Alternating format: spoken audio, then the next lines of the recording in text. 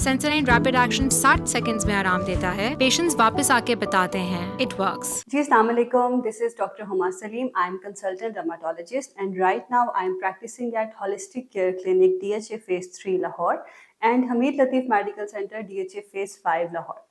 Skin की dryness बहुत सारे लोगों का प्रॉब्लम है। नो डाउट ये मसला सर्दियों में बहुत ज़्यादा शिद्दत इख्तियार कर लेता है।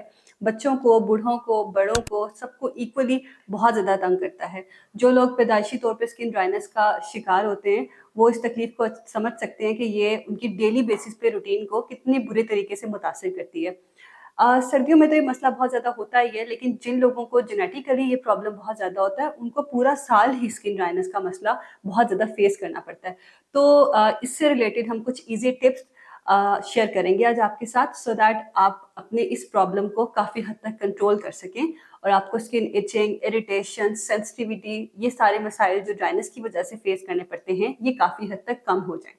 सबसे पहले ये जानते हैं कि स्किन ड्राइनेस होती क्यों है। स्किन ड्राइनेस की बहुत सारी वजूहात हैं।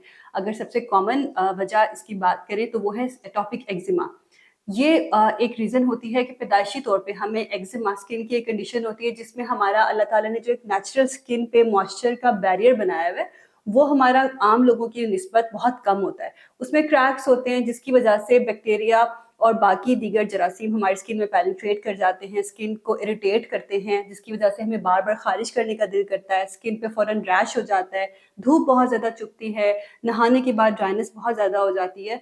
तो ये चीज़ एक जेनेटिक चीज़ है जो हम इनहेरिट करते हैं अपने वालिदैन से और इसका इलाज ये होता है कि हमें इम्यूनिटी के ऊपर अपनी काम करना होता है, अपनी डाइट को बेहतर करना होता है, आउटडोर एक्टिविटीज़ में खुद को एंगेज करें, मेडिटेट करें, एक्सरसाइज करें, रूटीन को स्ट्रेस फ्री बनाएं, तो काफ़ी हद तक ये प्रॉब्लम रिजॉल्व हो जाता है। उसके बाद कॉमन वजूहात क्या हैं, जो अगर आपको टॉपिक एक्जिमा नहीं है तो और फिर भी आपको ड्राइनेस हो रही है तो क्या रीज़न हो सकती हैं। उसके अंदर सबसे कॉमन रीज़न ये है, अगर हम बहुत तेज़ गर्म पानी से नहाने के आदी हैं, जो कि सर्दियों में बहुत ज़्यादा होता है कि कुछ लोग बहुत तेज़ गर्म पानी से नहाते हैं, तो उसकी वजह से भी हमारी स्किन पे ओवर ड्राइनेस हो जाती है। तो हमने ये कोशिश करनी है कि हम दरमियाने गर्म पानी से नहाएं। कुछ जगहों का, कुछ इलाकों का पानी ऐसा होता है कि वो बहुत ज़्यादा सॉल्टी होता है, तो उसके बाद भी हमारी जिल्द पे बहुत ज़्यादा ड्राइनेस हो जाती है। और रीज़न ये होती है कि अगर हमें किसी किस्म की कोई ग़िज़ाई कमी है, जैसे कि अगर हमारे अंदर मल्टीविटामिन्स की कमी है, मिनरल्स की कमी है, तो वक्त के साथ साथ ऐसा होता है कि उनकी जब कमी बहुत ज़्यादा हो जाती है जिस्म के अंदर, तो उसका रिस्पॉन्स और रिएक्शन हमारी जिल्द पर आना शुरू हो जाता है ड्राइनेस की सूरत में।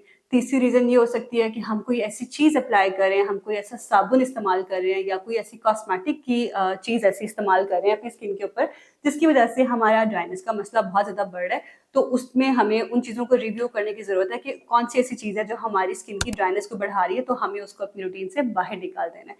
फिर कुछ घरेलू खवातीन, अगर उनका बार बार डिटर्जेंट के साथ, कपड़े धोने वाले सर्फ के साथ, बर्तन धोने वाले साबुन के साथ उनका बार बार इंट्रैक्शन होता है, तो उसकी वजह से भी हमारा जो नेचुरल मॉइस्चर है हाथों की, पैरों की जिल्द का, वो बहुत ज़्यादा ड्राई आउट हो जाता है।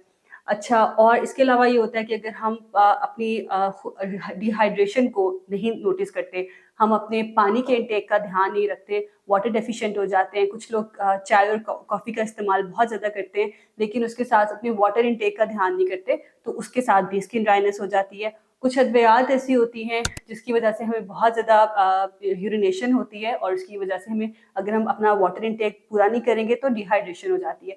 तो ये कुछ इंपॉर्टेंट और कॉमन वजूहात हैं जिसकी वजह से हमें स्किन ड्राइनेस हो जाती है। अब हमें करना क्या है जिससे हम अपनी इस प्रॉब्लम को रिजॉल्व कर सकें। सबसे पहले तो जी आपने कोशिश करनी है कि आप नहाने के बाद अपने गीले जिस्म पर ही, डैम्प स्किन के ऊपर ही, वॉशरूम में ही मॉइस्चराइजर अप्लाई कर लें या कोई सादा लोशन अप्लाई कर लें। अब इसके लिए कोई बहुत ज़्यादा महंगी लोशंस लेने की ज़रूरत नहीं है। आप सिंपल ग्लिसरीन का, पेट्रोलियम जेली का, वैसलीन का इस्तेमाल कर सकते हैं। उसको अच्छे तरीके से पूरे जिस्म पर लगाएं और उसको जज़्ब कर लें। नहाने के फ़ौरन बाद लगाने का फ़ायदा ये है कि उस वक़्त जो हमारे जिल्द पे मॉइस्चर होता है, पानी होता है, वो लॉक हो जाता है। तो काफ़ी हद तक ये प्रॉब्लम रिज़ॉल्व हो जाता है। फिर ये कि टॉवल से हमने बहुत रगड़-रगड़ के जिल्द को साफ़ नहीं करना, बिल्कुल आपने उसको डैप करके ड्राई करना है और बहुत ज़्यादा आपने स्ट्रिप ऑफ नहीं करना कि आप रगड़-रगड़ के उसको वॉश करें। फिर तीसरा ये है कि आपने ऐसे कपड़े पहनने हैं जिनसे हवा आसानी से पास हो सके, 100% प्योर कॉटन के कपड़े पहने, रेशमी कपड़ों से अवॉइड करें क्योंकि उससे आपकी ड्राइनेस का, इरिटेशन का, सेंसिटिविटी का मसला बढ़ सकता है। फिर जिनको मॉइस्चराइज़र से भी आराम नहीं आता तो उनको ऑयल्स और ऑयल बेस्ड मॉइस्चराइज़र्स इस्तेमाल करने चाहिए, ऑइंटमेंट्स इस्तेमाल करनी चाहिए, उनसे उनका ड्राइनेस का प्रॉब्लम बहुत ज़्यादा सॉल्व हो सकता है।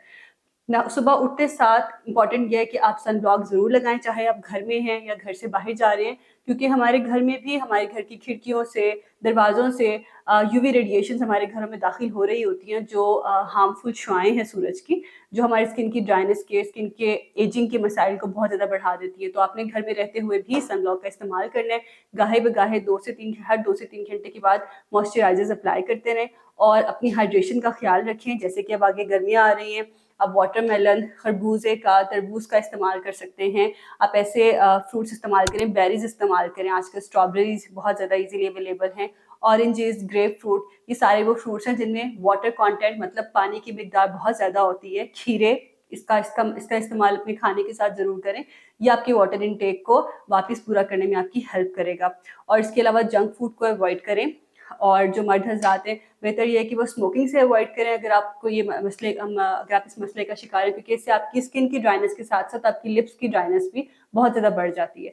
जिन लोगों को लिप्स पे ड्राइनेस का प्रॉब्लम रहता है और बार-बार लिप लिक करते हैं ज़ुबान से, तो आपके लिप्स पे ड्राइनेस के साथ-साथ इरिटेशन शुरू हो जाती है और लिप्स बहुत ज़्यादा डार्क हो जाते हैं। तो आपको हर 2 से 3 घंटे के बाद अपने लिप्स पे लिप बाम का इस्तेमाल करना चाहिए। इससे आपकी लिप्स की ड्राइनेस भी कवर हो जाएगी।